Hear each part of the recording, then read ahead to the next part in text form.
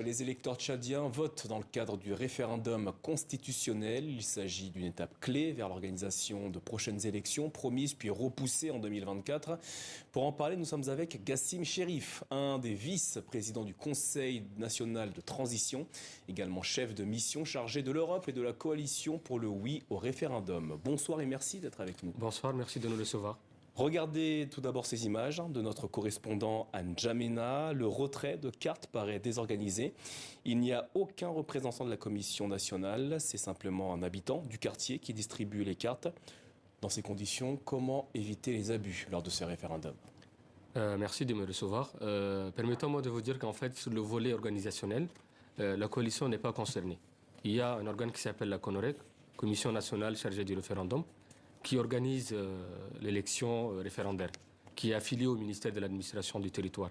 Nous, notre travail, c'est d'appeler au oui pour le référendum, pour maintenir la forme de l'État unitaire. Et ces images-là, elles ne vous inquiètent pas avant le vote ? Elles peuvent inquiéter. Et il y a des questions d'ordre logistique qu'il faut résoudre. Le Tchad, il est immense, il est grand. Nous sommes en période de transition. Il va y avoir certainement des difficultés à surmonter. Mais en tout cas, excusez-moi, moi je ne me commenterai pas, je ne m'étalerai pas sur l'aspect organisationnel. Cela dit, ces images sont assez parlantes. Beaucoup d'électeurs n'ont pas retiré leur carte. Pour eux, le résultat est connu d'avance. Quelle différence y a-t-il entre le précédent texte constitutionnel et celui que vous défendez ? Le texte constitutionnel que nous on défend, il est basé sur la Constitution de 1996. C'est la Constitution qui prévoit l'État unitaire décentralisé. Et cette fois-ci, le texte qui est adopté à l'Assemblée nationale, au CNT, prévoit un renforcement du pouvoir des communes, dans les provinces, etc. Donc ça renforce encore plus l'État unitaire décentralisé. Et donc le processus qu'on a entamé en 1996 n'est pas arrivé à bout. Et donc la nouvelle Constitution, elle permet d'aller au bout du processus pour pouvoir raffermir l'unité entre les peuples. Les électeurs devront notamment se prononcer quant à la nature de l'État tchadien. Quels sont vos arguments pour les convaincre de voter oui dimanche ?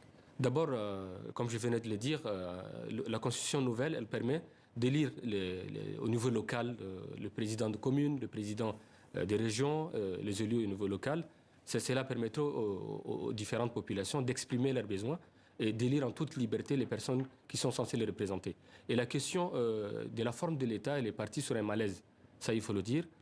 Au Tchad, le dialogue national inclusif et souverain a permis aux Tchadiens de faire un exercice un peu de catharsis, de libération de la parole, et qui a permis à ce que les Tchadiens se prononcent à travers ce référendum-là sur la forme de l'État unitaire décentralisé que nous défendons et sur la forme de l'État fédéral. Cela dit, ne pensez-vous pas que le fédéralisme présente certains avantages pour le Tchad ?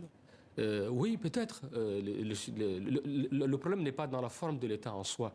Les tenants du fédéralisme aujourd'hui présentent le fédéralisme sur des bases, des malaises qui existent dans le pays, sur un sentiment de rejet, un sentiment de marginalisation dans certaines parties du pays, dans certaines populations du Tchad. Ça, c'est quelque chose qui est indéniable. Tout ça est lié à la gouvernance dans le pays.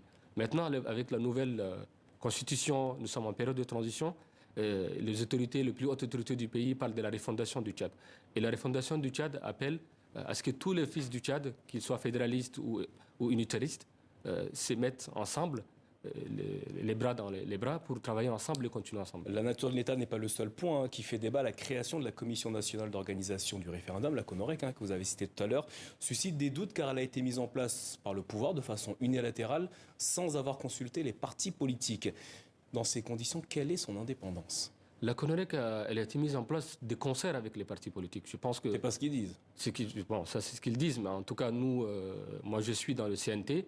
Et il y a un cadre national des partis politiques, des concertations des partis politiques, dans lequel tous les partis sont représentés, qu'ils soient de l'opposition, qu'ils soient de la mouvance présidentielle. Et dans ce cadre-là, un choix a été fait, en tenant compte du poids des partis politiques, de leur représentativité, etc., sur des critères assez précis. Et encore une fois, il ne m'appartient pas à moi de revenir et de commenter. Mais vous soutenez quand même le oui ? Oui, je soutiens le oui dans le principe, en fait. Et je pense que la forme de l'État unitaire décentralisé, moi je suis un jacobin, moi je suis en France, à Paris actuellement, et c'est une vraie conviction pour moi, la forme de l'État unitaire décentralisé. Et j'aimerais bien citer Boutros Ghali qui dit « On peut comprendre les particularismes, accepter la diversité, sans pour autant céder à l'émiettement et au fractionnisme. C'est-à-dire que le fait qu'on ait une pluralité de communautés, d'ethnies, de langues ne peut pas être un obstacle pour vivre au sein d'un même pays. Dans le texte que vous défendez, l'âge pour se présenter à la magistrature suprême, à la présidence, donc passe de 45 à 35 ans. Est-ce qu'il s'agit d'une disposition pour permettre au président de la transition, Mahamat Idriss Déby, de se présenter lors des prochaines élections? Pas forcément. Et le président Mohamed n'a pas exprimé sa volonté de se présenter. Et donc, je pense qu'il n'est pas le seul. C'est quelque chose qui est débattu pendant le dialogue national inclusif et souverain et qui peut concerner tous les jeunes Tchadiens. Et le président n'a pas encore prononcé sa volonté de se présenter à une élection. Vous avez regagné le pays après l'accord de Doha, 2 ans après. Quel bilan en faites-vous? Le bilan, il est positif de manière globale. Comme je le disais, on est dans une période de transition. Il y a beaucoup de choses à refaire. Il faut repenser les pays. Il faut comment dire, repenser les plaies qui sont béantes parfois. Il y a des déchirures profondes dans le pays. Et moi, je suis rentré parce que je pense qu'il faut participer à la construction de ce Tchad nouveau que nous voulons. Et ce n'est pas une tâche facile. C'est une tâche parfois ardue. Mais il faut mettre la main dans la pâte et il faut continuer ensemble. Voilà. Gassim Cherif, merci d'avoir répondu à nos questions ce soir. Merci de m'avoir